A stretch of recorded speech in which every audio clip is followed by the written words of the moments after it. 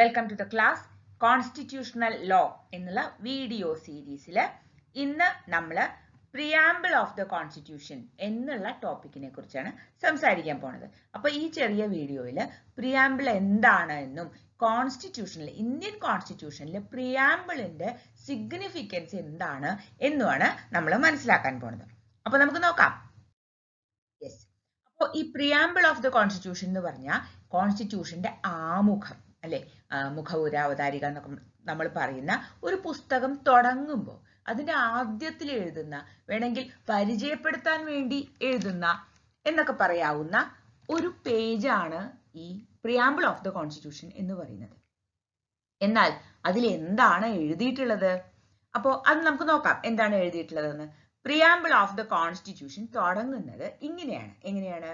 We the people of India having solemnly resolved to constitute India into. Okay, ഇനിയാണ് നമ്മൾ ശ്രദ്ധിക്കേണ്ടത്. അപ്പോൾ നമ്മുടെ ഭരണഘടന രൂപപ്പെടുത്തുന്നത്, നമ്മുടെ രാജ്യത്തെ ഏത് രീതിയിൽ രൂപപ്പെടുത്തണം എന്ന് നമ്മൾ ആഗ്രഹിക്കുന്നുണ്ടോ അതുപോലെയാണ്. ഓക്കെ, അപ്പൊ അത് എങ്ങനെയാണ് എന്നതാണ് ഇനി വരുന്ന ഭാഗത്ത് പറയുന്നത്. Sovereign, socialist, secular, democratic, republic. Okay, ഒന്നുകൂടി പറയാം. Sovereign, socialist, secular, democratic, republic. Okay, അതായത് ഇന്ത്യ ഒരു പരമാധികാര റിപ്പബ്ലിക് ആണ്. ഓക്കെ, അതായത് ഇന്ത്യ മറ്റൊരു രാജ്യത്തിന്റെയും അടിമയല്ല, മറ്റൊരു രാജ്യത്തിന്റെ ഡൊമിനിയൻ അല്ല, മറ്റൊരു രാജ്യത്തിന്റെ സാമന്ത രാജ്യവുമല്ല. നമുക്കും നമ്മുടെ രാജ്യത്തിന്റെ മേൽ നമ്മുടെ രാജ്യത്തിലെ ജനങ്ങൾക്ക് പൂർണ്ണമായ അവകാശം ഉണ്ട്. അത്തരത്തിലുള്ള ഒരു റിപ്പബ്ലിക് ആണ് നമ്മൾ. അതായത് നമ്മളെ ഭരിക്കുന്നത് നമ്മൾ തന്നെയാണ്, നമ്മൾ തിരഞ്ഞെടുക്കുന്ന ആളുകളാണ്. നമുക്ക് ഒരു മൊണാർക്കി അല്ലെങ്കിൽ പാരമ്പര്യമായിട്ട് കൈവന്ന് കിട്ടുന്ന ഒരു കിരീടാവകാശി നമ്മുടെ രാജ്യത്തിന് ഇല്ല. ഇനി അത്തരത്തിലുള്ള നമ്മുടെ ഈ രാജ്യം എങ്ങനെയുള്ളതാണ്? സോഷ്യലിസ്റ്റ് പ്രിൻസിപ്പിൾസിൽ വിശ്വസിക്കുന്ന, സെക്യുലർ ആയിട്ടുള്ള, മതേതരമായിട്ടുള്ള, ഡെമോക്രാറ്റിക് ജനാധിപത്യത്തിൽ വിശ്വസിക്കുന്ന, അതായത് ഡെമോക്രാറ്റിക് റിപ്പബ്ലിക് ആണ്. ജനാധിപത്യപരമായി ജനങ്ങളാൽ തിരഞ്ഞെടുക്കപ്പെട്ട അധികാരികൾ ഭരണം കൈയാളുന്ന ഒരു പരമാധികാര റിപ്പബ്ലിക് ആണ് ഇന്ത്യ എന്നാണ് ഭരണഘടനയുടെ ആമുഖം വിഭാവനം ചെയ്യുന്നത്. ഓക്കെ, ഇത് മാത്രമല്ല പറയുന്നത് എന്താണ്? And to secure all to its citizens. അതായത് ഇന്ത്യയിലെ പൗരന്മാർക്ക് എന്ത് കൊടുക്കണമെന്നാണ് കോൺസ്റ്റിറ്റ്യൂഷൻ ആഗ്രഹിക്കുന്നത്? ജസ്റ്റിസ്, നീതി, സോഷ്യൽ, ഇക്കണോമിക്കൽ ആൻഡ് പൊളിറ്റിക്കൽ. അതായത് സാമൂഹ്യ നീതി, സാമ്പത്തിക നീതി, രാഷ്ട്രീയ നീതി. ഇനിയോ ലിബർട്ടി, സ്വാതന്ത്ര്യം. എന്തിനൊക്കെയല്ല സ്വാതന്ത്ര്യം? Liberty of thought, expression, belief, faith and worship.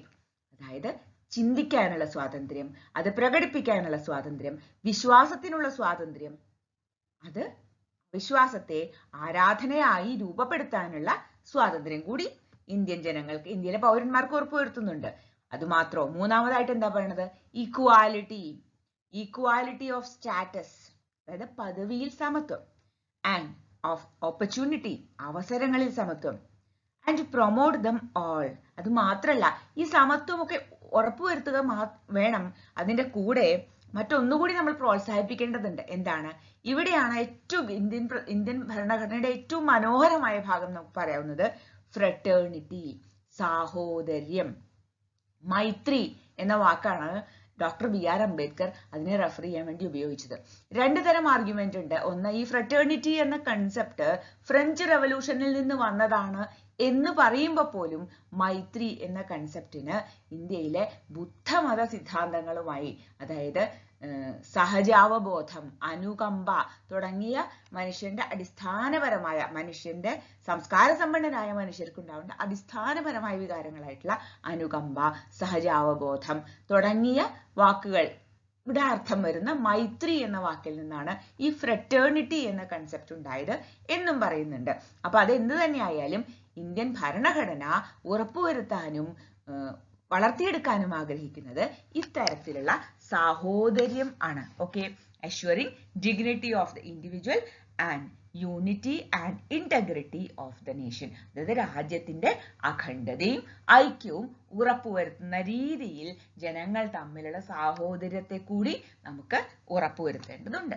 Okay, ഇത്രയൊക്കെ ഉറപ്പുവരുത്തിക്കൊണ്ടാവണം നമ്മൾ ഈ ഭരണഘടനയെ ഇൻ അവർ കോൺസ്റ്റിറ്റ്യൂവന്റ് അസംബ്ലി, അതായത് ഏതാണ് ദിവസം, നവംബർ 1949 ഇത്തരത്തിലുള്ള ഒരു വിഭാവനയോട് കൂടിയിട്ടാണ് ഇന്ത്യൻ ഭരണഘടന രാജ്യത്തിന് സമർപ്പിക്കപ്പെട്ടത് എന്നാണ് ആമുഖത്തിൽ പറയുന്നത്. ഓക്കെ, അപ്പൊ ഇതിൽ പറയുന്ന ഈ sovereign socialist secular democratic republic എന്നതിലെ സോഷ്യലിസ്റ്റ് സെക്യുലർ ഈ രണ്ട് വാക്കുകൾ ഒറിജിനലി എഴുതിയപ്പോ ഉണ്ടായിരുന്നില്ല. ഒറിജിനലി സോവറിൻ ഡെമോക്രാറ്റിക് റിപ്പബ്ലിക് എന്നേ ഉണ്ടായിരുന്നുള്ളൂ. പിന്നീട് 1976 ആ 42nd അമെൻമെന്റിലാണ് ഈ രണ്ട് വാക്കുകളും അവിടെ എഴുതി ചേർത്തത്. ഇന്ത്യയുടെ ആമുഖം, ഇന്ത്യൻ ഭരണഘടനയുടെ ആമുഖം, പ്രിയാമ്പിൾ ഒരേ ഒരു തവണ മാത്രമേ ഇത്രയും വർഷങ്ങളിൽ അമെൻഡ് ചെയ്തിട്ടുള്ളൂ. അത് ഈ രണ്ട് വാക്കുകൾ എഴുതി ചേർക്കാൻ വേണ്ടിയിട്ടാണ്. ആ അമെൻമെന്റിൽ ഒരു കാര്യം കൂടി വ്യത്യാസം വന്നു. ഫ്രറ്റേണിറ്റി എന്ന് പറഞ്ഞെടുത്ത് dignity of the individual and unity of the nation എന്ന് മാത്രമേ ഉണ്ടായിരുന്നുള്ളൂ. അവിടെ unity and integrity of the nation എന്നതും 42nd അമെൻമെന്റിൽ എഴുതി ചേർത്തതാണ്. ഇത്രയുമാണ് ഇന്ത്യൻ ഭരണഘടനയുടെ ആമുഖത്തിൽ വന്നിട്ടുള്ള ഒരേ ഒരു പ്രാവശ്യത്തെ അമെൻമെന്റ്. ഓക്കെ, ഇനി ഇത്തരത്തിൽ ഇന്ത്യൻ ഭരണഘടനയുടെ ആമുഖം അമെൻഡ് ചെയ്യാമോ എന്നത് വലിയ ഒരു വിഷയമായിരുന്നു കോടതിക്ക് മുമ്പിൽ. റീബെറൂബറി കേസ്, അതായത് ഒരു റെഫറൻസ് കേസാണ്. പ്രസിഡന്റ് സംശയം തോന്നുമ്പോൾ സംശയ നിവാരണത്തിന് വേണ്ടി സുപ്രീം കോടതിയോട് ചോദിക്കാം. അത്തരത്തിലുള്ള റെഫറൻസ് പവർ ഉപയോഗിച്ച റീബെറൂബറി കേസിൽ 1960 കോടതി പറഞ്ഞത് ഇന്ത്യൻ ഭരണഘടനയുടെ ആമുഖം അല്ലെങ്കിൽ പ്രിയാമ്പിൾ എന്ന് പറയുന്നത് അത് കോൺസ്റ്റിറ്റ്യൂഷന്റെ ഒരു ഇന്റഗ്രൽ പാർട്ട് അല്ല. അതുകൊണ്ട് തന്നെ ആർട്ടിക്കിൾ 368 പ്രകാരമുള്ള ഈ അമെൻമെന്റ് പവർ ഒന്നും ഇതിനെ ബാധിക്കുന്നില്ല. അതുകൊണ്ട് തന്നെ നമുക്ക് അതിനെ അമെൻഡ് ചെയ്യാനും സാധിക്കില്ല. അത് അങ്ങനെ എഴുതി വെച്ച ഒരു പേജ് ഇനി അത് മാറ്റാനൊന്നും പറ്റില്ല എന്നാണ് കോടതി പറഞ്ഞത്. എന്നാൽ 1973 വന്ന വളരെ ഫേമസ് ആയിട്ടുള്ള Kesavananda Bharati versus state of Kerala എന്നുള്ള അല്ലെങ്കിൽ ബേസിക് സ്ട്രക്ചർ ഡോക്ട്രിൻ കേസ് എന്നൊക്കെ പറയുന്ന ഈ കേസിൽ പക്ഷേ സുപ്രീം കോടതി പറഞ്ഞത് പ്രിയാമ്പിൾ എന്ന് പറയുന്നത് ഇന്ത്യൻ ഭരണഘടനയുടെ ഒരു ഇന്റഗ്രൽ പാർട്ട് തന്നെയാണ്. ഭരണഘടന ആമുഖത്തോടു കൂടിയാണ് പൂർണ്ണമാവുന്നത്. അതുകൊണ്ട് തന്നെ അത് ഭരണഘടനയാണ്. അതുകൊണ്ട് ഭരണഘടന അമെൻഡ് ചെയ്യാൻ ഉപയോഗിക്കുന്ന അതേ അധികാരങ്ങൾ ഉപയോഗിച്ച് നമുക്ക് ആമുഖവും അമെൻഡ് ചെയ്യാവുന്നതാണ് എന്നാണ്. അപ്പോ അതിനുശേഷം ഞാൻ പറഞ്ഞല്ലോ 42nd അമെൻമെന്റിൽ ഈ ആമുഖം അമെൻഡ് ചെയ്യുകയും ഉണ്ടായി.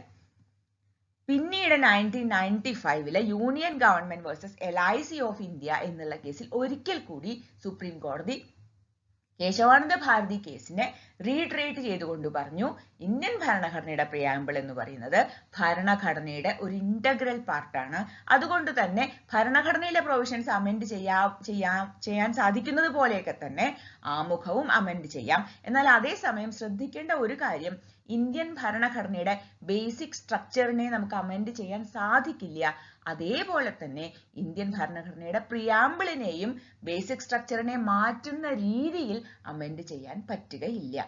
പിന്നീട് SR ബൊമ്മൈ കേസിൽ ഒരു കാര്യം കൂടി പറഞ്ഞു, അതായത് സെക്യുലർ ആയിരിക്കുക എന്നത് ഇന്ത്യൻ ഭരണഘടനയുടെ ബേസിക് സ്ട്രക്ചറിന്റെ ഭാഗമാണ്. അതുകൊണ്ട് ആ അർത്ഥത്തിലൊന്നും ഇന്ത്യൻ ഭരണഘടനയുടെ പ്രിയാമ്പിളിനെ നമുക്ക് അമെൻഡ് ചെയ്യാൻ സാധിക്കില്ല. അങ്ങനെ അമെൻഡ് ചെയ്യുകയാണെങ്കിൽ അത്